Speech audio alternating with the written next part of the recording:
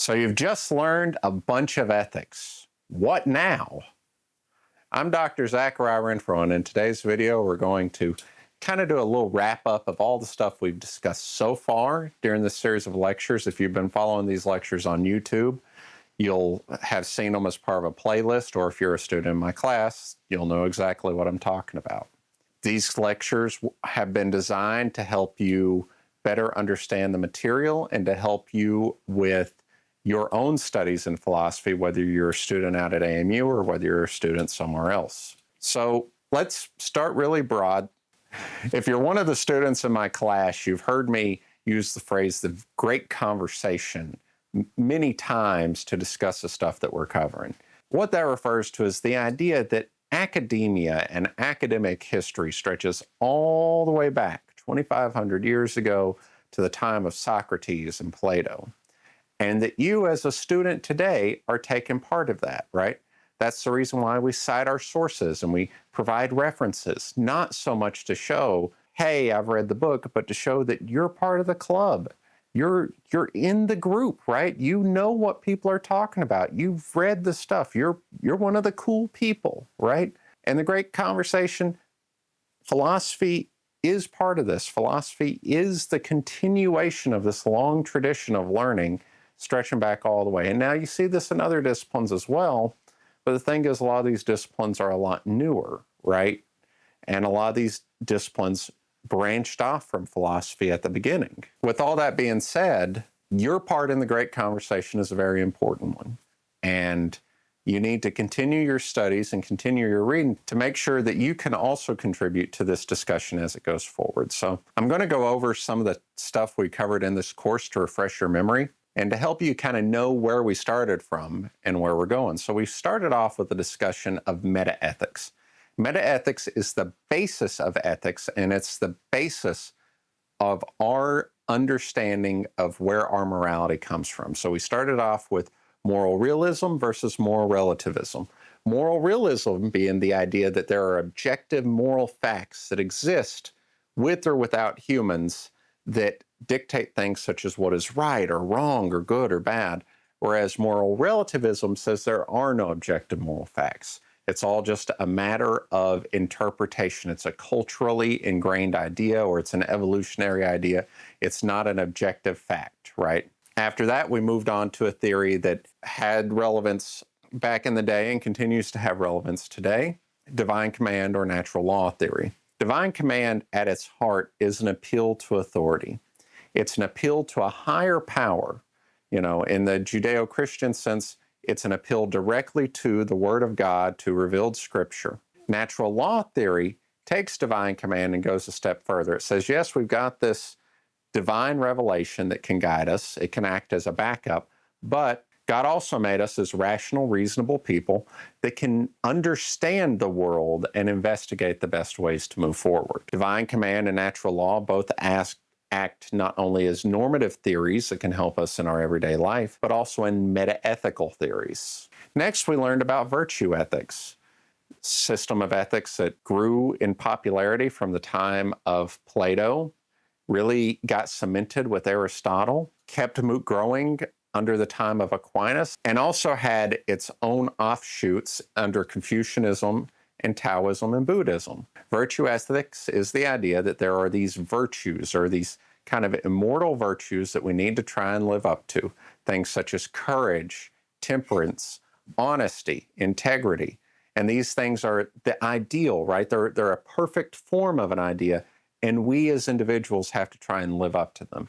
Aristotle says we live up to them by finding the mean in between two extremes. And he also said that sometimes the right thing to do will be closer to one extreme or the other, depending on the circumstances. That grants a lot of flexibility in moral theorizing and in actions, but it also opens the door to a lot of interpretation, which can be good or bad. Next, we learned about social contract theory. This is a theory that really took off under Thomas Hobbes, but there had been some earlier iterations. Social contract theory within our context is mainly used as a meta-ethical theory, saying that the basis of morality is contract. It's human agreements on how we should act so that we're not in the state of nature. From there, the conversation moved on to Kantian deontology and utilitarianism. I kind of mentioned these together because they were to some extent contemporaries. They started coming out at around the same time, 1700s, 1800s, starting with Kant. Kant's deontology was a series of ethics built on rigorous moral duties, the categorical imperative. Act only in such a way that you can will that your action is universalizable to all people, that they should act that way. Or more specifically, a fancy version of do unto others as you'd have them do unto you. Kant's system of philosophy is very rigorous and complex and also ties very heavily into his other theories. Kant is one of the more complicated philosophers to try and study, but the study of Kant, I think, is a very beneficial thing. One who studies Kant will understand ethics in a way that a lot of other people don't. Utilitarianism, focused on this idea of the morally right thing to do, is the thing that provides the most good for the most people. People who've heard of the trolley problem are familiar with the idea of the trolley problem, which is that, there's one person on one track, 5 on the other, and the morally right thing to do would be to flip the switch to hit the 1 instead of the 5. That way the 5 can experience the greatest amount of joy rather than getting rid of them and the 1 experiencing joy, right? But we see flaws with utilitarianism when it comes to specific cases, especially when it comes to the application of cruelties or harms. We saw that in Ursula K. Le Guin's story, The Ones Who Walk Away from Omelas. So when it comes to whether one should be a utilitarian or a Kantian, I favor more towards the Kantian side, but a lot of other people feel that utilitarianism is the proper way to go. Next, we learned about egoism and Ayn Rand. We started with an examination of Stirner's work on egoism, and then we moved forward a little bit to Ayn Rand's work on egoism. Ayn Rand's egoist theory said that, we're all selfish individuals, and the morally right thing to do is the thing which benefits us. But she also said because we're rational individuals, we have to develop and live code of virtues, right? Stirner said that we're all selfish people and it's impossible for us to do altruistic actions. Egoism is well known as a psychological theory, but it's less well practiced as a philosophical theory. From there, we moved on to feminist ethics.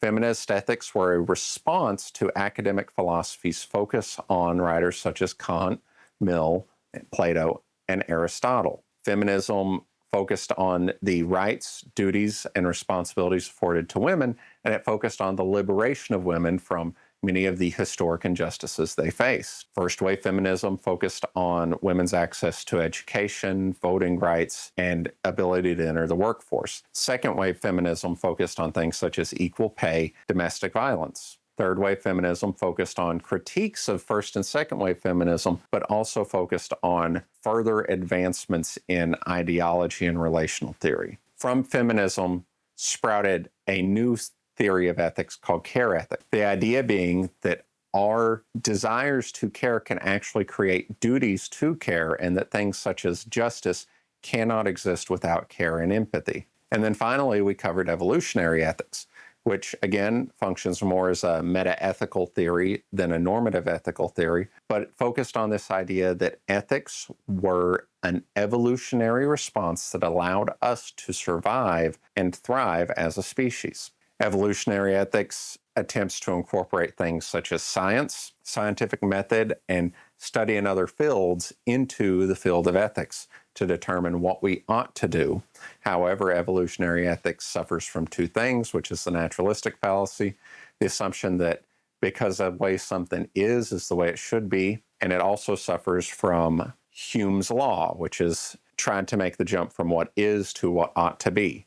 Just because people do act a certain way doesn't mean that's how they should act. With that brief wrap-up covered, let me discuss with you a few reasons why I think you should continue studying philosophy and ethics even if you're not a philosophy major. Now, I'm not saying you need to change your major to become a philosophy major, and I'm not saying that you need to take additional courses in philosophy, although I think you should. I think it would benefit you if you took additional courses in philosophy. Now, why do I think you should continue studying philosophy? Philosophy allows you to understand the core concepts of ideas and allows you to understand the background to how many other disciplines work and the background of how society tends to work. I say that not just as someone who's spent a lifetime studying philosophy, but as someone who's studied a variety of other things in my life as well. Philosophy also helps you with the important questions. How do I want to live my life? What do I want to do to make a living? How will I support my family? Where will I make my stand? What will my impact to society be? What are my goals? What are my values? What's important to me? And should it be important to me? How do I understand the things around me? And how do I understand my relation to the world? Philosophy helps you grapple with those questions and helps you find your place in life. It allows you to cut through many of those people that would like to influence you in ways that you really would not prefer. Advertisers, algorithms, AIs. It allows you to find the core necessities of your life and live your life in accordance with them. Philosophy is one of the only fields that can really help you understand your place in the world. It's not just a set of ideas to learn, it's a lifetime of exploration. So, with that being said, what are my concrete recommendations for your next steps? Well, first, I would recommend that you read a lot of really old books.